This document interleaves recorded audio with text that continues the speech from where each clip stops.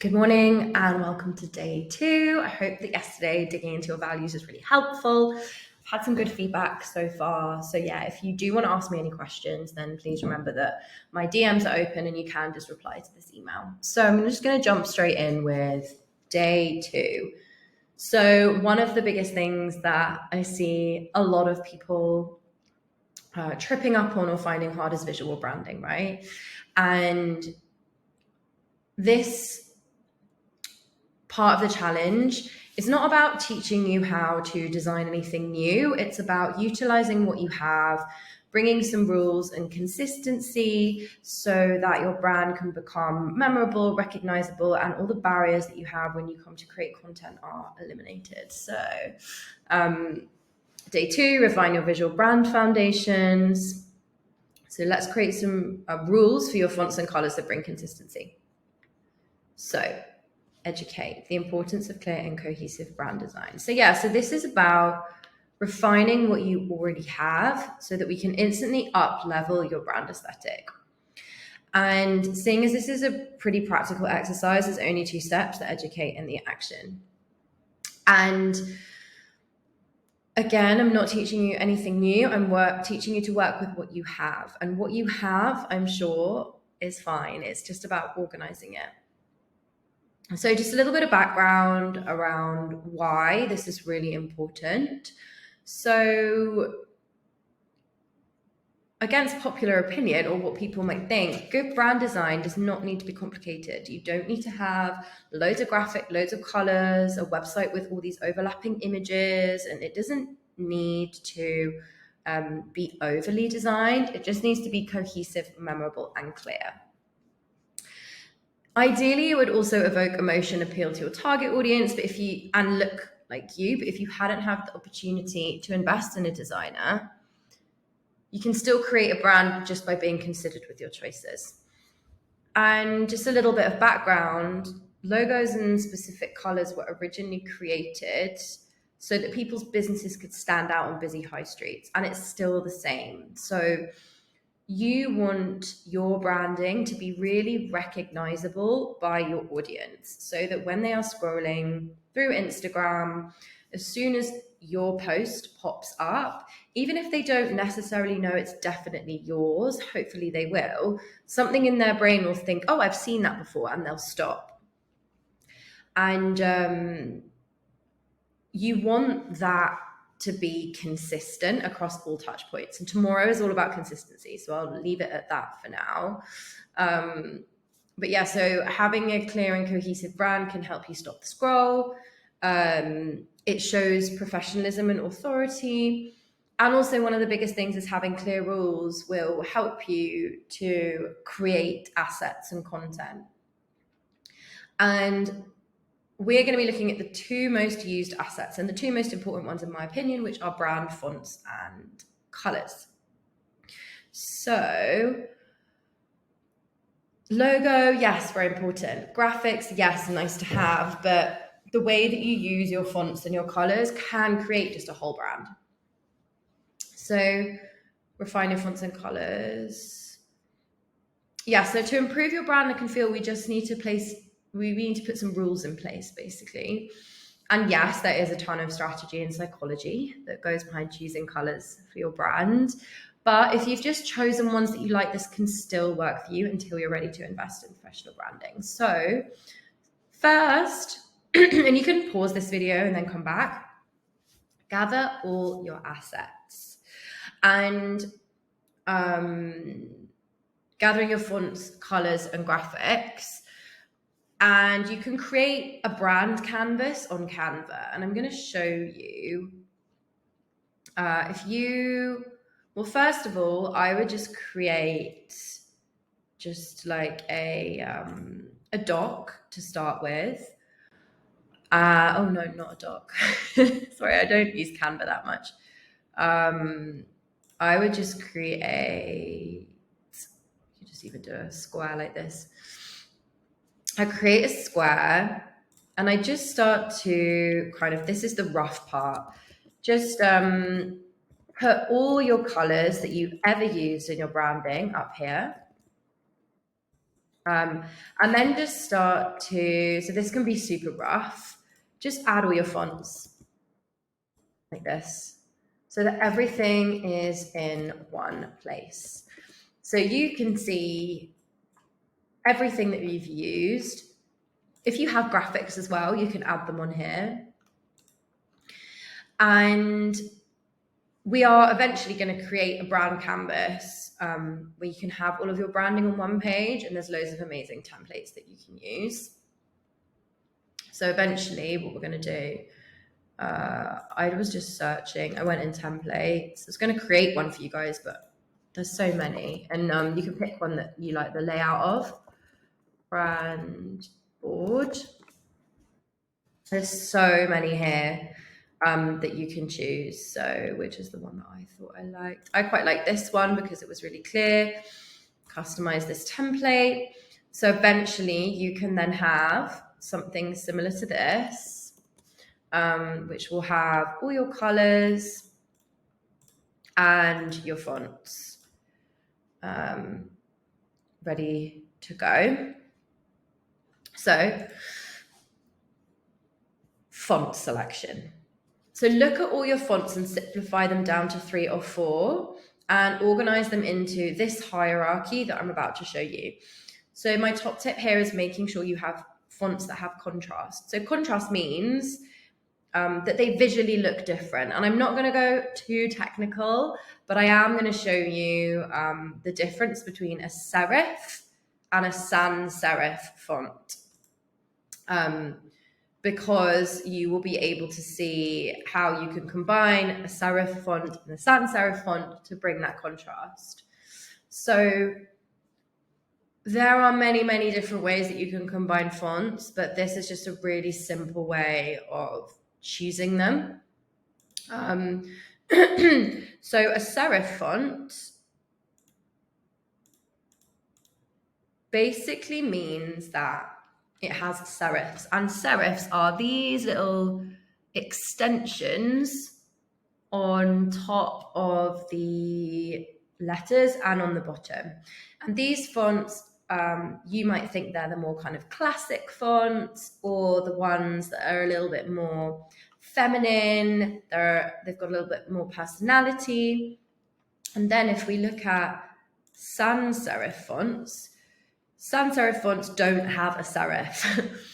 So they're the more plain fonts. They're your standard like Lato, Open Sans, Helvetica. And a really good way of very simply making sure that there's enough contrast between your fonts is by choosing either a serif for the header and a sans serif for the body, or the other way around. And if we just look at, we can look here actually, this is a really good example. This is a serif, this is a sans serif. And you can see that by contrast, you can see that this looks very different from this. And the reason why we want that is so that the eye is drawn to the most important information first, which is your headline, your title, and then to the body copy. So structure your fonts as below. So I have just put in my font hierarchy here. You have a subheader, which is this little line at the top. I generally use capitals here and smaller text. The title font can be more interesting, but keep it simple. Here I've combined a serif with a sans serif. You might see that quite often in design. Body font, I always go for a classic here. It needs to be really easy to read. And if you're a little bit stuck, you can Google best body fonts for web or something like that. And it will come up with all of these fonts that are super easy to read, and most of them are on Google Fonts, so they're all free. And then button font, it can be the same as the subheader, but again, it needs to just be really, really clear. And you'll see another way that you can do it is by using different weights of the same font. So your header, you could have all the same font, mine is actually all the same font. I'm going through a rebrand at the moment, but because I've got the italics, it makes it stand out. And also, do you see this is the medium version of the font and this is the regular, so you have different font weights. So other things are, I normally add in an italic version for the body, italic version for testimonials and quotes. So if you've got testimonials across your website or you want to pull out a big quote, then I would use a italic version. Also, you can choose extra fonts that you like for social media quotes. So I'm going to give you an example of a brand that I created who does this really well. Their name is This Is Beauty. So you'll see that This Is Beauty, their two main fonts are these two here, this italic and this bold font. But then what we also did, because we wanted to bring a real range of design, and actually they've done amazingly with this design application, we chose a couple of extra fonts that could be used but only for socials. So you'll see this font here, which is like an 80s nostalgia font.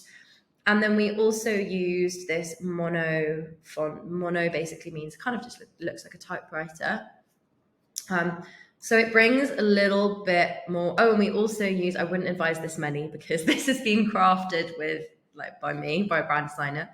But we also use this handwritten font. So you can bring other fonts in, but just know how to use them. Be like, okay, I'm only going to use this for, I'm only going to use this for quotes. I'm only going to use this for testimonials. I'm only going to use this for bold call out numbers.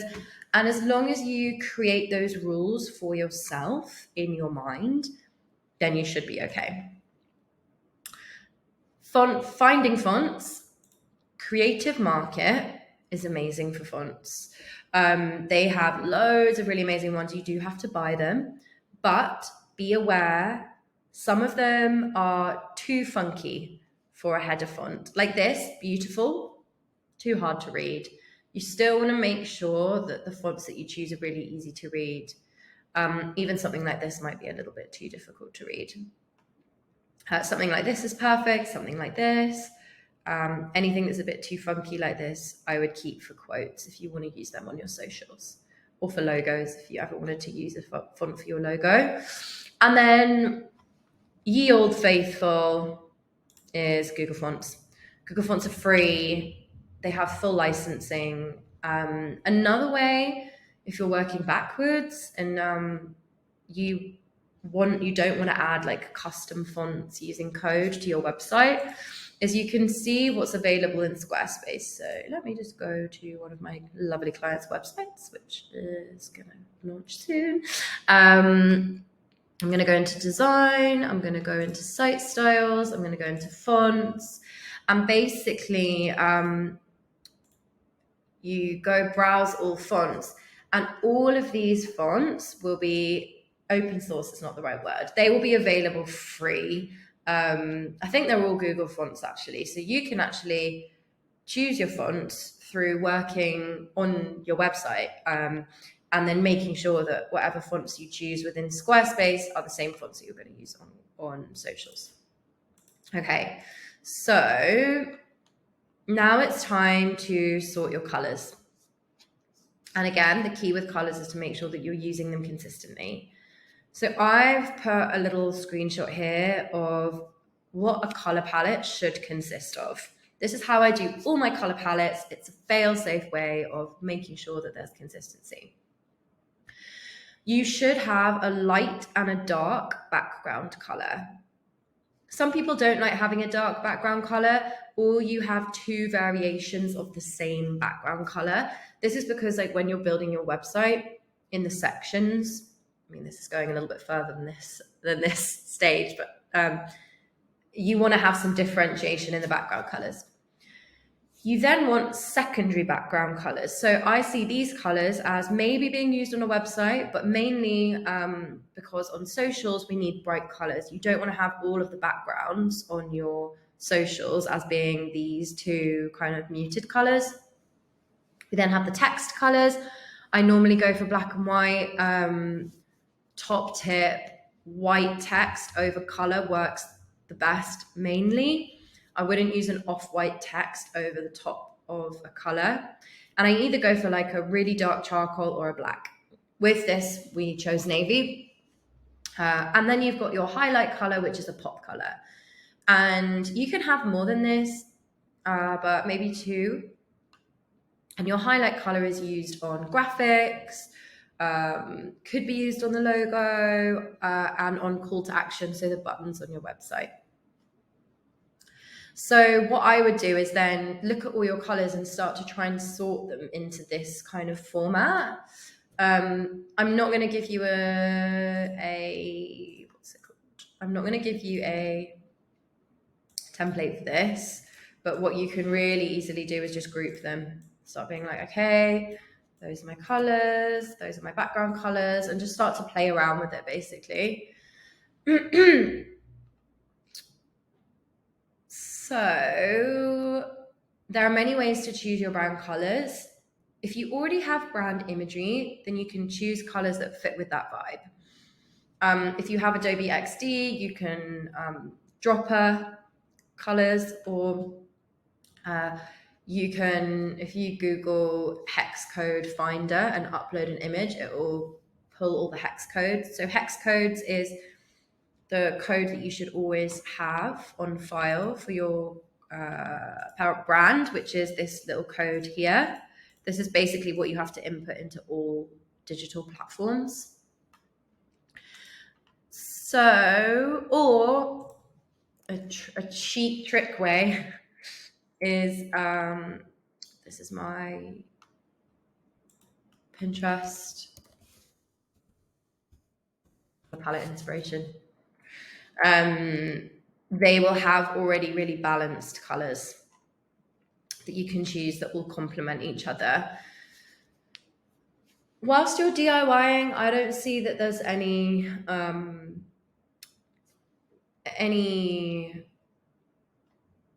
negative reason why you shouldn't just be able to pick a really nice color palette that you like off Pinterest and use it. They're there for inspiration. You can change some of the colors. Maybe you create a Pinterest board that combines. You see like these two look quite similar, or maybe this green might look nice with that. And then a lot of these will have the hex codes already, do you see? So yeah, that's just another tip if you haven't got your colors yet. And again, contrast, make sure your colors have enough contrast so that when they're on top of each other, they're easy to read. So now create your brand canvas. So go back to Canva, choose a brand board that matches your aesthetic. It's quite cool. Like most of these brand boards have room for your logo, all your colors. You just enter the hex code in here. If you have chosen fonts, oh yeah, this is another tip. Don't choose fonts that live within Canva unless you want to purchase them, because Canva fonts are not always available for free. So if I was choosing fonts, I would always either buy them first, choose on Squarespace, or choose on Google Fonts. And then you will have your lovely brand canvas so that when you are coming to create content, you're super clear on what colors and fonts you're going to be using in your brand. So I hope that was helpful, and I guarantee that putting these rules in place will change the way that you create content and what your branding will look like.